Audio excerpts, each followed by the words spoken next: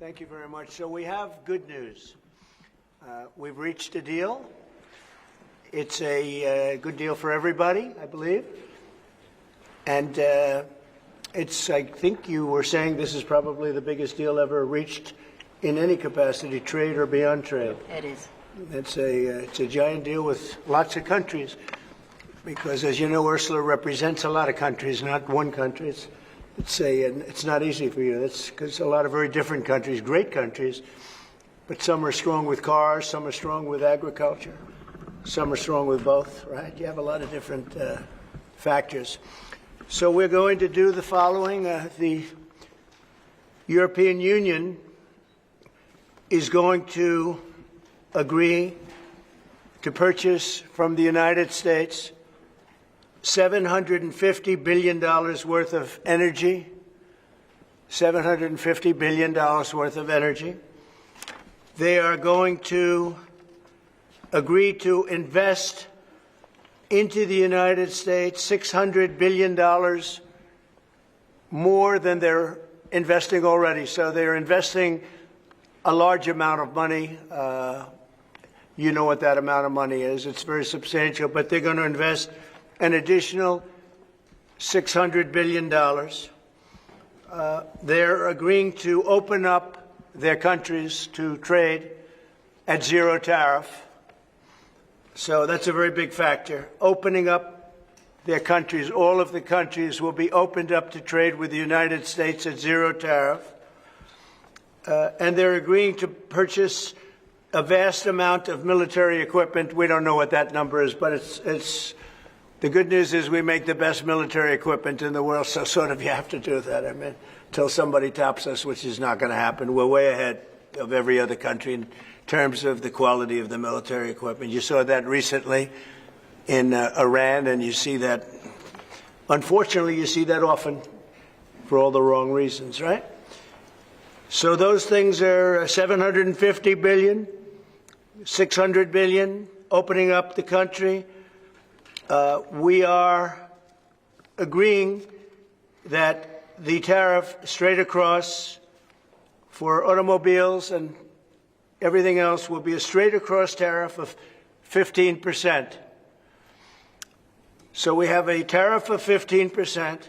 We have the opening up of all of the European countries, which I think I could say were essentially closed. I mean, you weren't exactly taking our autos, you weren't exactly taking our agriculture, and then you would have smaller things, but for the most part it was closed.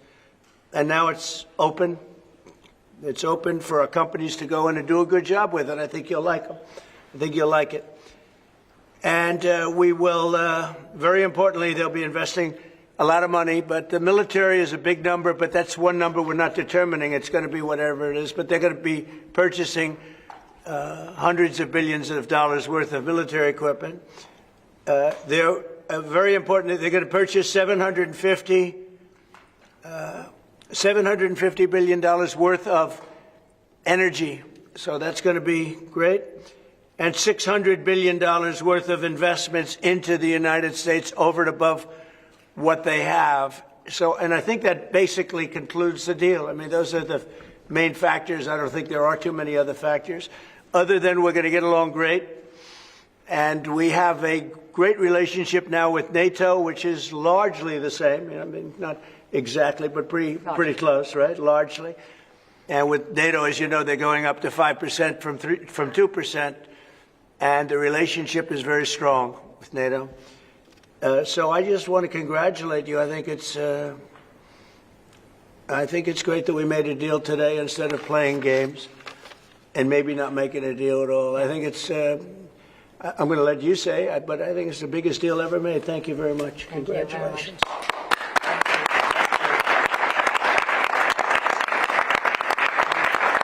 Yeah, thank you. We have a deal. We have a trade deal between the two largest economies in the world. And it's a big deal. It's a huge deal. It will bring stability. It will bring predictability. That's very important for our businesses on both sides of the Atlantic. It's 15% tariffs across the board, all inclusive.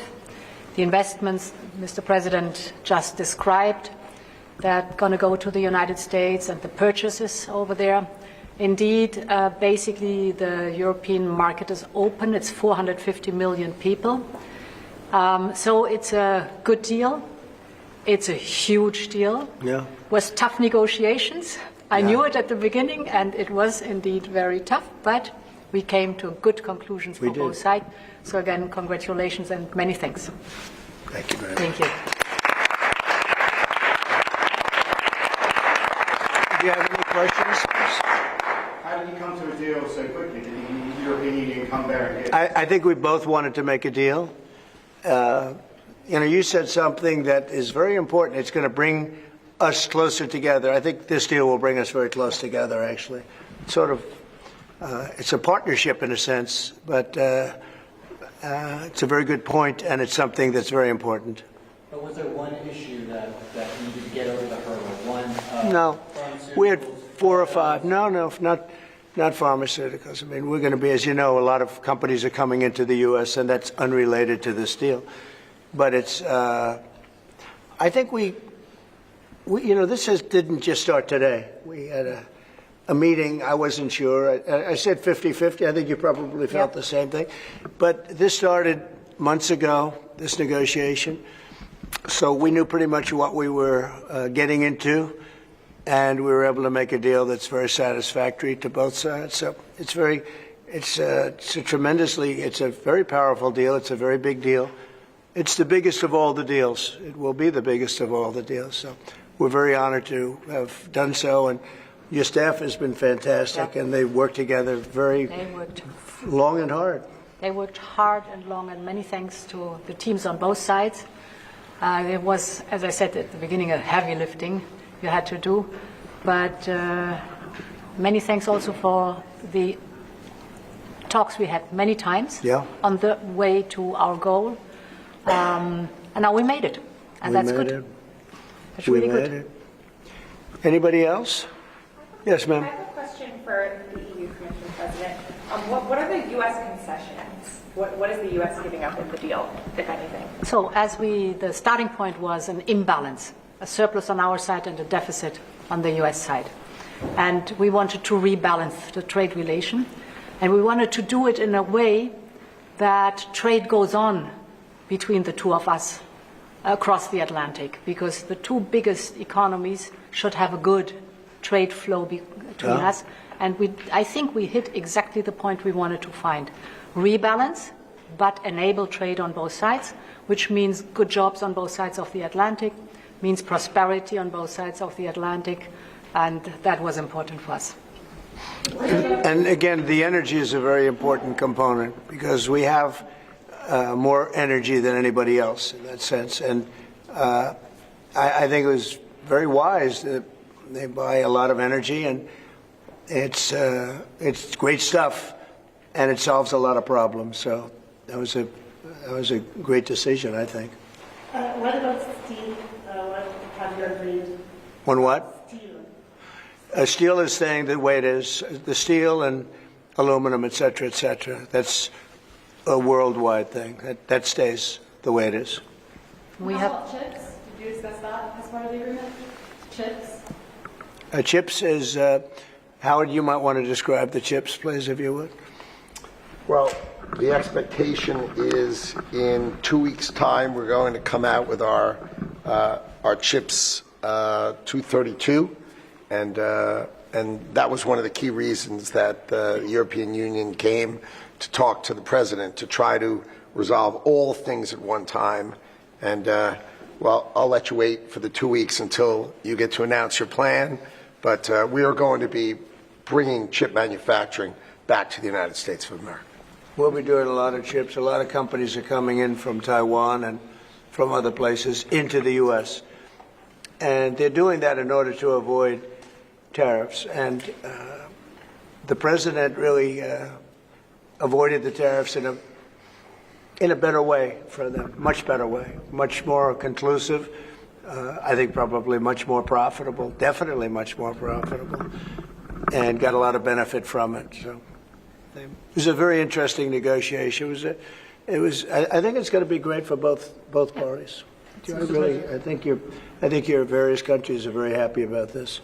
Is there an industry in the U.S. that you see maybe having the first impact of getting into this market that was not accessible before, whether it's auto or what's the first call you made? Yeah, I think cars. Cars basically were not invited. Were not. I don't know if the word is not allowed or just you just kept them out somehow, right? But cars will be. We have some cars that do terrific business and we do really well with the pickup trucks, with the SUVs. We have some great things, and I think the people of Europe will have some diversification. I think that'll make them happy. So I think maybe cars would be the one that would go the biggest, and the second would be agriculture, the farmers. And we'll do it in very strict conjunction with the President and the European Union. And they're coming into our country with great vigor. And I think they're going to make a lot of money with this. I think everybody is. I think and again, it's going to bring a lot of unity and friendship. It's going to work out really well. Okay? What's the next deal you're focused on now? Say it. What's the next deal you're focused on now? That's an interesting question. This was the big one. This is the biggest of them all.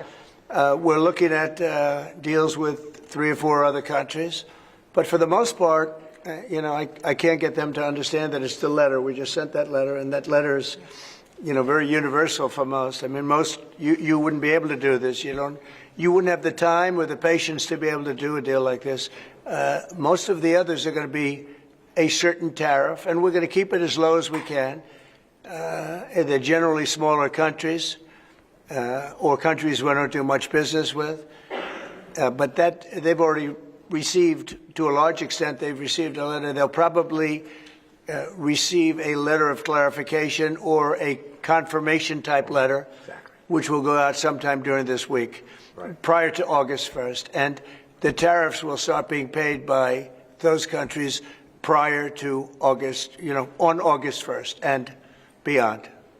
Okay? Mr. President, was part of the rush to get this deal done to knock the Jeffrey Epstein story out? Oh, you got to be kidding with that. No, had nothing to do with it. Only you would think that. That had nothing to do with it. On a day which is good for European business and American business, businesses in this country, particularly small businesses, are closing at a record rate. And you're seeing the Prime Minister tomorrow, Chris Starmer. What does he need to do to help British business in this country? I think everybody's going to be happy with this. The Prime Minister,